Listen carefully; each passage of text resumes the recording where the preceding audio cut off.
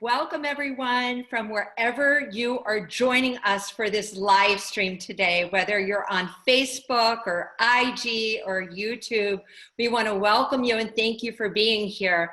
I am Wendi Blum, and I actually transitioned out of the pharmaceutical industry after 30 years to follow my passion as a writer and as a speaker and as a business coach. And so I'm so excited today because I have partnered with my lifelong friend for these live streams.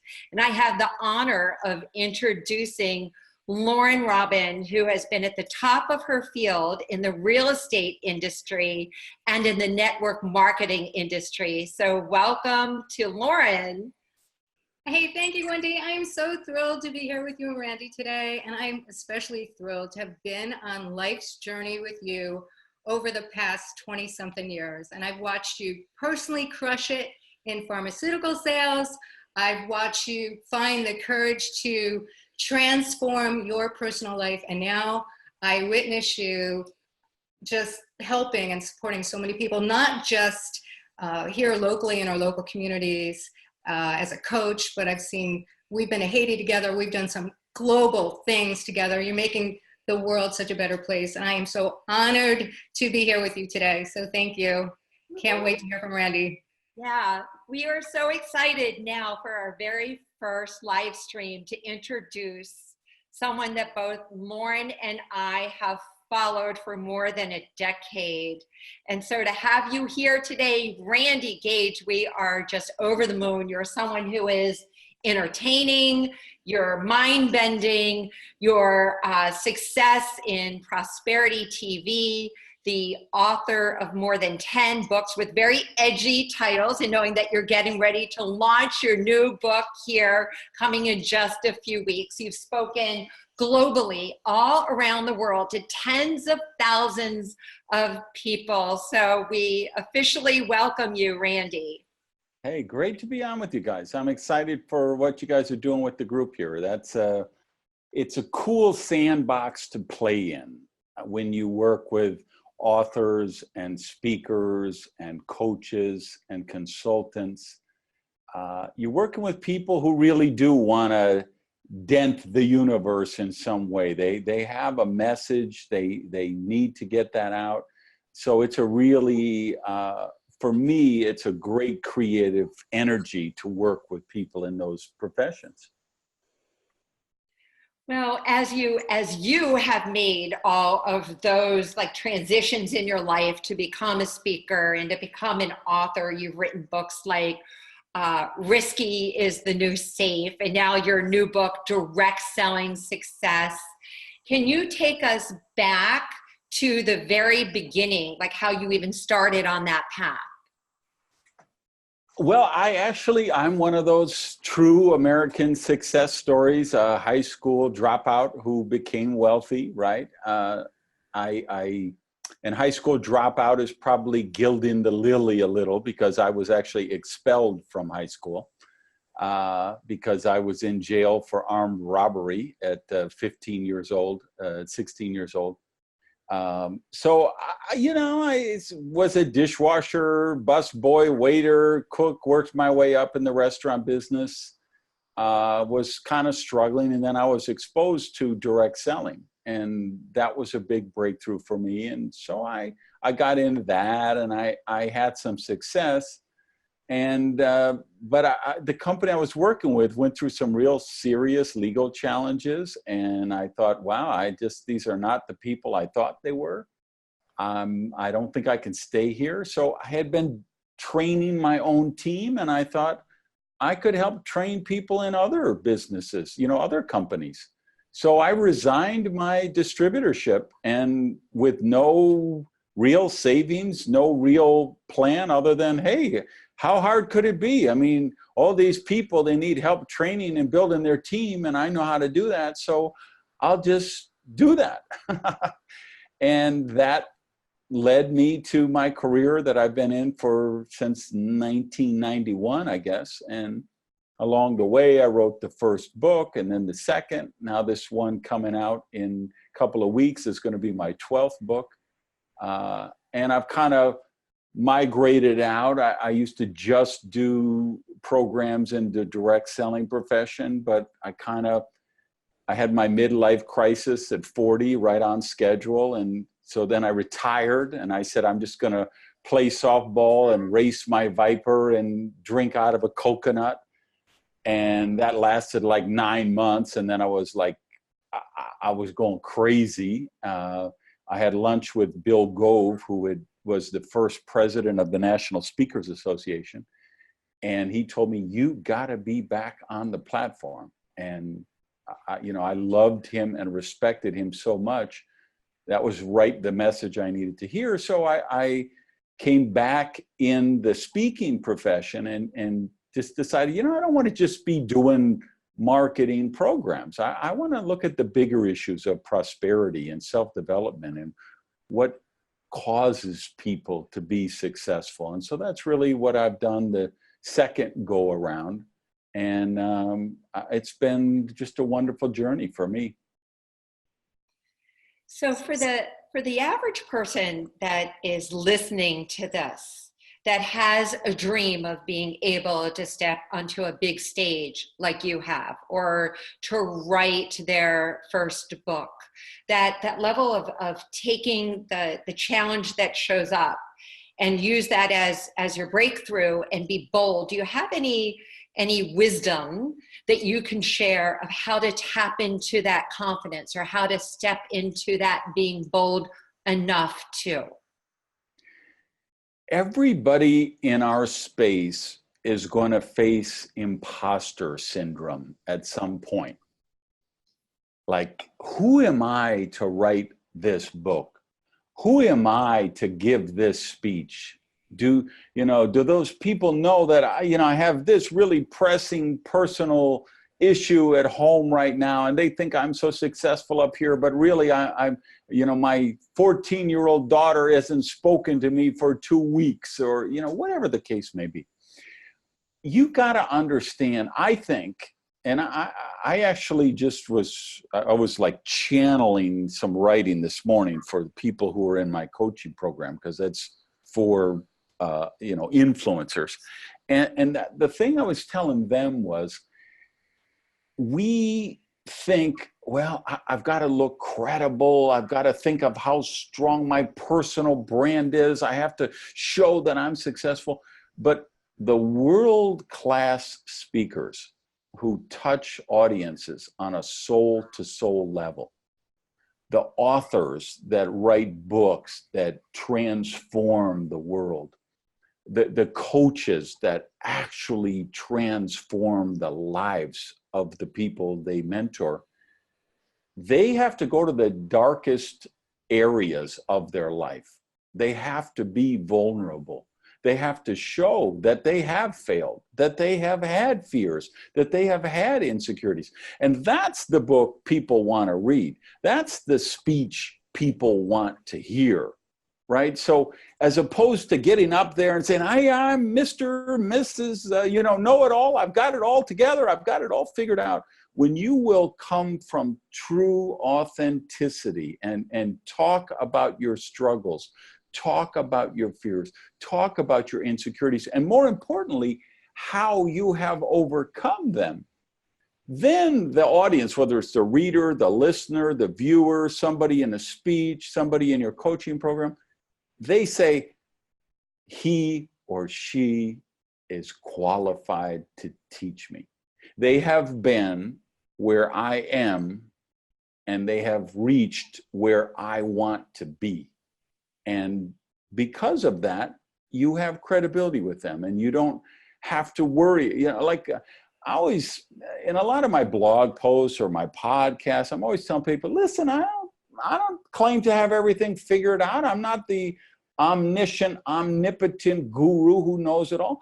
I'm just a guy who's done some things that worked out pretty good. And I'm sharing what's worked for me, and I share what doesn't work for me. And because of that, I believe I can really help people. I know Loren and I have talked just about that, all of the failures that have accidentally put us on the path to discovering our passion and discovering our purpose, and how key failure is. Loren, I know that you had something that you wanted to ask in regard to failure. Absolutely. So Randy and I have coached together. We went to Randy's speaker training. And first of all, Randy, I don't know if I even told you this, but you've been a virtual mentor for me when I first got into direct selling. And you were the one, you talk about imposters, you talk about, what gives me the right, but I believe that you're one of the key people that gave me the inspiration to leave my real estate career and go into direct sales full time. So thank you for that. Wow. But one of the questions I have about failures is, out of all the failures that you've had in your life, if you could put them together in one big bundle and just have one major life lesson out of all of them, what would it be? You are not your failure. Your failure is an event that you went through. And for people who really want to dig deep in this, I have a podcast called the Power Prosperity Podcast. It's on all iTunes, podcasts, Spotify, all of them. So whatever you listen to podcasts on, you can find it. Look for the episode Rethinking Failure, because I did a whole show on that. And the main premise, the crux to answer your question is, you are not your failure, right? It's kind of trendy and fashionable to say, well, fail fast, fail big, fail spectacularly. And I say those things, but don't take them literally as, okay, my objective is to fail. No, your objective is to be willing to fail. Because if you want to do something bold, daring, innovative, imaginative, you've got to be willing to fail, or you will, otherwise you're just doing something average, something mediocre. So if you're willing to fail, then you're going to accomplish great things. And know that most people, if you say, okay, what's the opposite of success? Most people answer failure. But I don't think that's true. I believe that the opposite of success is mediocrity, and that failure is actually part of the success process. The people who really make it, Mark Cuban and Richard Branson and Oprah Winfrey, and people who reach the stratosphere of success in any endeavor, sports, politics, business, the arts, anything, they all had failures along the way, but they didn't let failure define them as a person. They said, okay, I tried this venture. Mark Cuban famously said, hey, you only got to be right one time. He was right one time, and that was worth $4.3 billion to him, I think, right? So he could have made 875 mistakes up to that point, but that one right, which was the broadcast sports thing he did, 4.3 million, I think he sold it for, right? So, but if he had defined himself by every failure he'd had, so I'm a failure. No, don't personalize it like that. Understand that if we do this right, we try not to fail, we try to succeed. But if we recognize that there may be some failures along the way, and those setbacks and those obstacles are the stepping stones to success, that failure is actually an integral and inherent part of the success process, and that we use those failures to learn, to grow, to modify our approach, then it can be a really empowering thing. Yeah, kind of learning to forgive yourself and be a little gentle on yourself, like you would to a friend. So you have millions of people that follow you. How did you originally start building your tribe? What clicked for you? Well, I kept a mailing list from the time I started. Remember, I was doing public seminars. So I was renting, because there was no internet in those days. There was no social media. This is back in 91. So I was renting mailing lists and then mailing, hey, Randy's coming to Dallas and he'll be doing this seminar on Saturday, August 13th. You know, call 1-800-432-GAGE and get your ticket.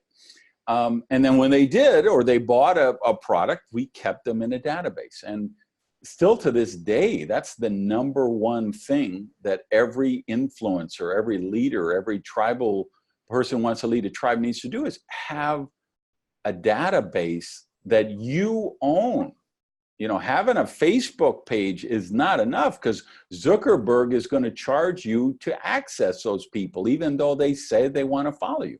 And every social media platform is going to be the same way. You've got to migrate people to a list that you own and control, which is email list or a mobile app where you've got text, you know, a number to be able to text or send alerts to people. And then you grow it with, you know, as social media evolved, I evolved. I started with Twitter. I said, okay, this Twitter thing seems like it's going to be something. I'm going to learn how to do Twitter. And I set up a Twitter account. And at one point, I was the #1 tweeter in the world, meaning I had sent out more tweets than any human being on earth.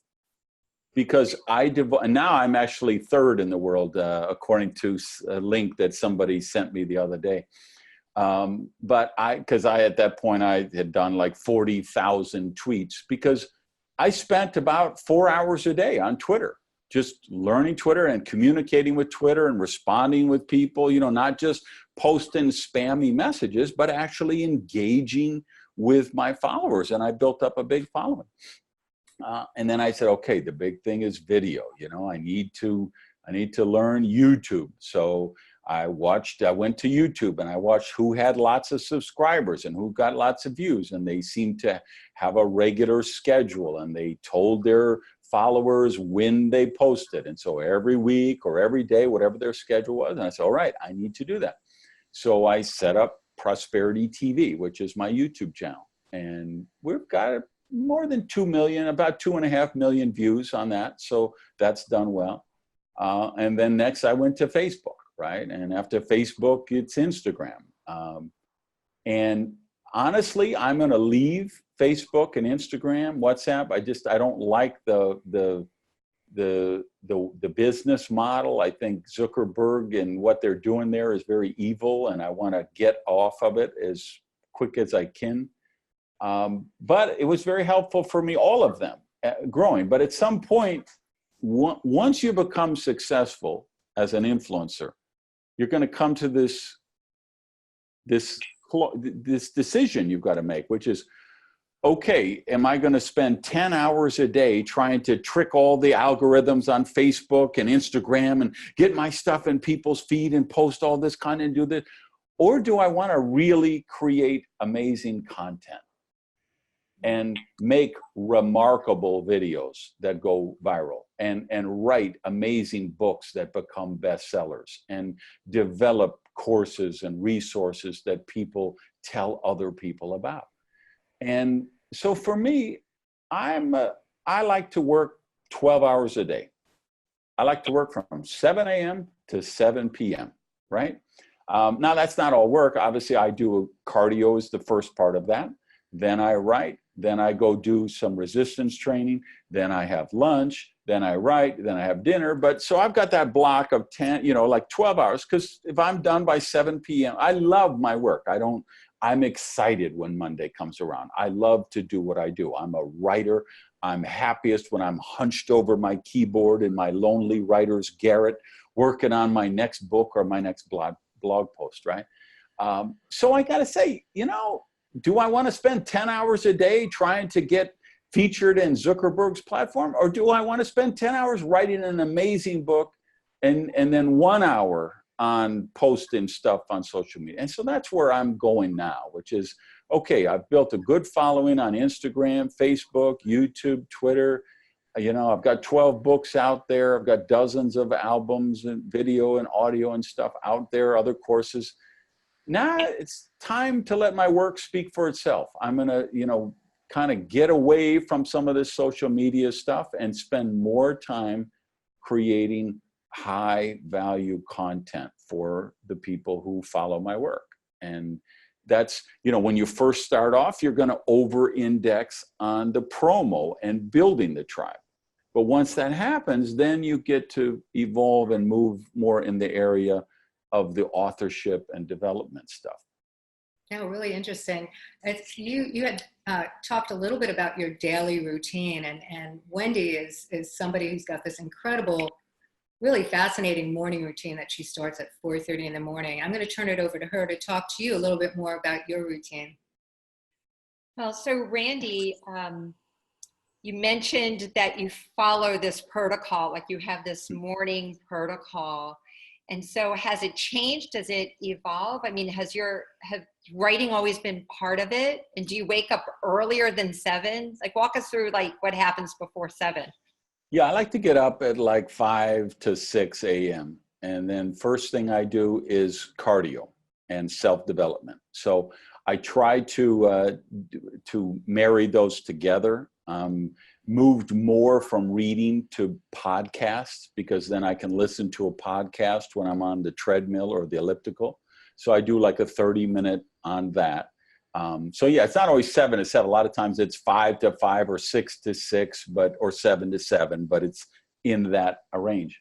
And then I come back, and that's when I'll check the emails that came in overnight. Is there anything urgent from overseas I need to respond to, or a speech I have in Europe that, they have a problem with the date, or they need a contract, or they need a, promo video or something. And then I'll get to writing, and I want to write for a couple hours. I have my protein shake and all my supplements at that point, and then write for a couple hours. And then I'll go back and do the resistance training in the gym. That's about an hour every day that I do that.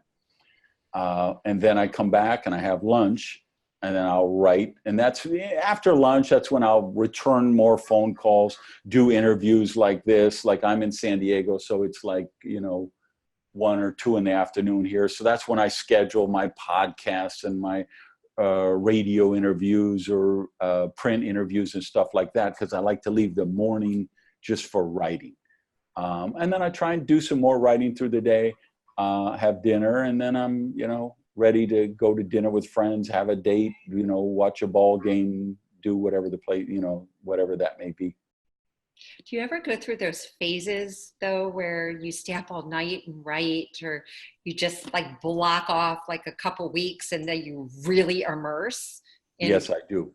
Okay. Yeah, when I'm finishing a book, this new book that's coming out in a couple of weeks, I wrote 10,000 words in one day for that book.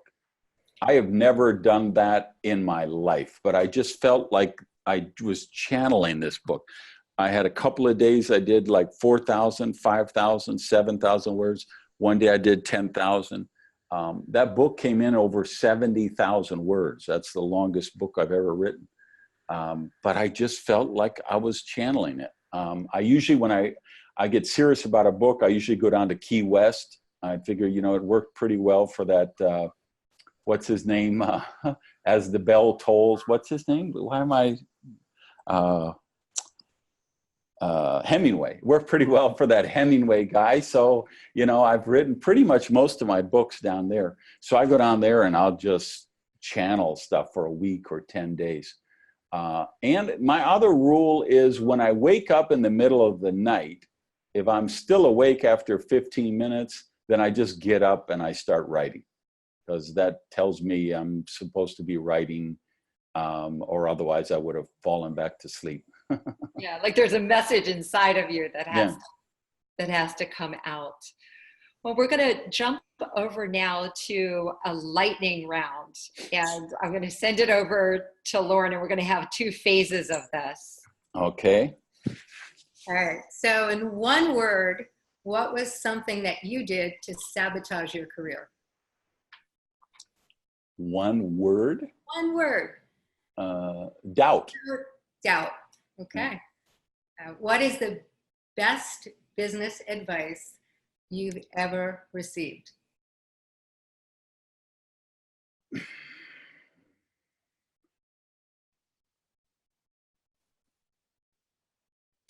I think to not worry so much about the marketability or what the potential is, but really recognize, is this something that's really important to you? Is it a mission you would do? Is it something you would do even if you didn't get paid?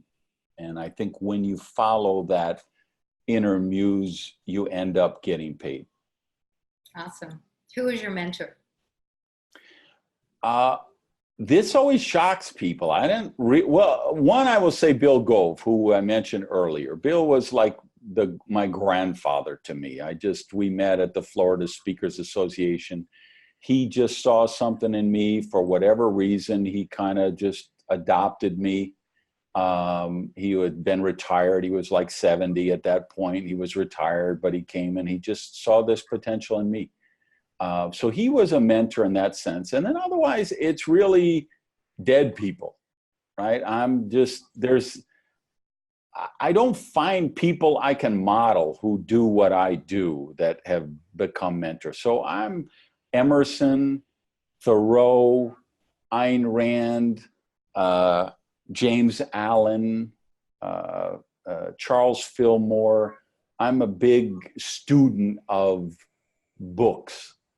Self-development stuff.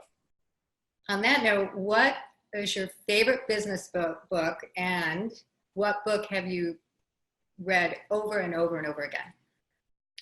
Well, the book I reread every year or two is Atlas Shrugged by Ayn Rand, which is a novel, but it's the most influential book in my life because it introduced me to the concept of living by a congruent philosophy.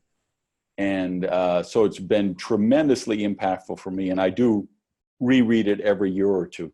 And some books you go back and you reread them and they're like, well, that's kind of simplistic. I can't believe I was so, enamored with that when I read it a couple of years ago. That isn't the case with Atlas Shrugged. Every time I read it, I'm more impressed with what it contains. Best business book of the last 20 years has to be Principles by Ray Dalio, which came out maybe last year. I think it isn't billed as a leadership book, but I think it's probably the greatest leadership book ever written. Beautiful. One personal question. You've been all over the world. You've done amazing things. What's on your bucket list? I still haven't been to India or China, so I want to get to those two. And I still want to get to all 30 of the Major League Baseball stadiums, and I have 5 or 6 left to do on that list. Beautiful. I'm going to turn it over to Wendi to wrap this up. Well, I just want to jump in just for part 2 of the lightning round and just ask you about predictions, because I know that was a part of your book. Risky is the new safe. So I just want to ask you what you think that the next big opportunity or the next big .com thing is going to be. I will answer that with 2 answers. Answer number 1, in the technology front, the next big thing is voice. All of the voice assistants. The Google one, the Siri one, and the Amazon one. And they're all 3 have such huge platforms. And that's going to transform. We're going to get away from texting. We're going to get away from video. We're going to get away from websites. So I'm investing a lot of money in my own business this year in voice. I've developed a sonic logo, which is on my podcast and on my videos now, and it will be on everything going forward. I got in the podcast space, which, 5 years ago, we were all saying, well, podcasts are dead, move to video. Everything's going to video. But of course, what's happened with the fact that everybody carries a smartphone and the fact that they can listen while they're walking their dog and they're on an airplane or they're working out or jogging, is podcasts have exploded. So I literally just maybe 2 weeks ago stopped posting a video every week on my YouTube channel. And I told people, listen, I'm going to move to the podcast, and I'm going to do more episodes on the podcast because that's where more of you are getting the information. So voice is huge. You know, it's going to make a lot of what we do online obsolete. And I don't think people are prepared for that, because it's not going to be like when you search a term on Google and you get the top 10, right?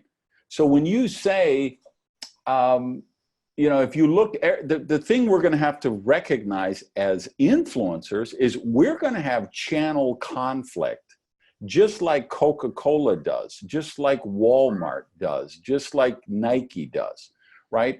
The people who win are going to be the people who are directly connected to their tribe. That's why I say that database, that platform that you own is so important. I have one of my coaching clients who just literally, somebody was using a video of his to promote some company. They were like taking his name and using it in vain. So he complained to YouTube, hey, these people are, so what YouTube did is they shut down his site by mistake. And he had like this series of videos that he uses for a coaching program, and it's been like 10 days, and he can't get a peep out of anybody at YouTube corporate, because of course they get thousands of those complaints every day and they're just overwhelmed or whatever. So his business is dying because he's on a platform he doesn't own. You can't ever let that happen. And that's what's going to happen with these voice assistants, right? At some point, Jeff Bezos is going to say, well, we sell 50 million cases of Coca-Cola every week or every month. You know, if we make Jeff's Cola instead and offer that first when people doing their prime order, we're going to pick up 20,000 cases of those, and we're going to make more money on Jeff's Cola than we do on Coca-Cola, right? That's channel conflict.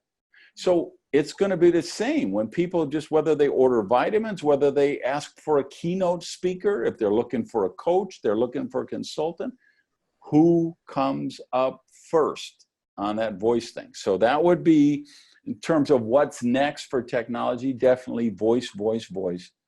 And then in terms of the bigger picture and relevant to everybody who's watching this or listening to this, is we don't need more information. We don't even need more experts. We have so many experts and are deluged with so much information, we can't even process it all.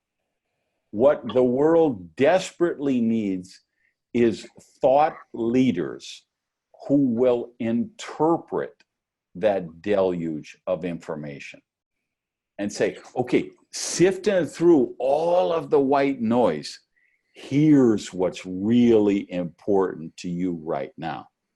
That's how you win the channel conflict wars. That's how you win the, how do you cut through the white noise? There are a million experts, but there aren't that many thought leaders. So when somebody can look at the situation, you know, we have everybody who wants to, you know, I read the top 10 books on leadership and, you know, I can do speeches on all of them. Okay, you're just a commodity. We all could read those top 10 books on leadership. You know, if you do the Napoleon Hill thing, that worked great in its time. It wouldn't work great today because we'll say, well, anybody could do that. You know, you could subscribe to those services that do book summaries and books for dummies and, you know, 2-page highlights of every best-selling business book or whatever. We're looking for people who actually are critical thinkers, who rationalize, who analyze, who think laterally, who think linearly, who think logically, who think creatively, who, you know, who really can do the critical thinking to come up with solutions. You know, how do we become valuable in the market? Is we add value and solve problems. And to do that, you have to be a critical thinker and a thought leader. And I think that's, you know, for the people watching this who are in this Facebook group, that's what you want to aspire to, is you want to become the thought leader in your space. Okay, so the way we started by saying that you bring to the forefront mind-bending thinking. like thinking, like not even out of the box, like there is no box. So thank you so much for giving us so much to think about and unthink the way we have been thinking. So we are so grateful for that. And there are so many places where we could find you. We know we could find you on Twitter. We know we can find you on YouTube and all the other social media platforms. But where is the very best place to find you today? All right, so randygage.com. That's kind of my Starfleet command site that kind of links to everything I do. Twitter is the best place to engage with me. And anybody who's in direct selling or knows somebody in direct selling, new book, they've moved up the release date because the sales have been so strong. It was supposed to be July 23rd. They're going to get it out at least a week or two or more early. So if you're in that business, head over and pre-order Direct Selling Success. I'm really proud of that and what it's going to do to help people really build strong teams and create, solid residual income for themselves. I love that. I love the link to multiple sources of income and prosperity and to think long term. So thank you so much for that. And Loren, so excited that we were able to team up together to be here with Randy. We were in his speaker school just not too long ago. So really so grateful. Loren, any closing remarks? Oh, thank you. I know, Randy, you've got another one coming up in October, I believe, in Miami. Will that be on the website? The speaker school? That's rgspeakerschool.com. Awesome. Well, and thank you. I've learned so much from you. You've been such an inspiration, and really a catalyst for me in so many ways in my direct selling career. So I can't wait to read your new book. It's going to be amazing. Thank you so much for being with us, and thank you, Wendi, so much for being you. And everybody. Connect with Randy, and we're just going to be like following that path because he's such a forward thinker. So thank you, everyone.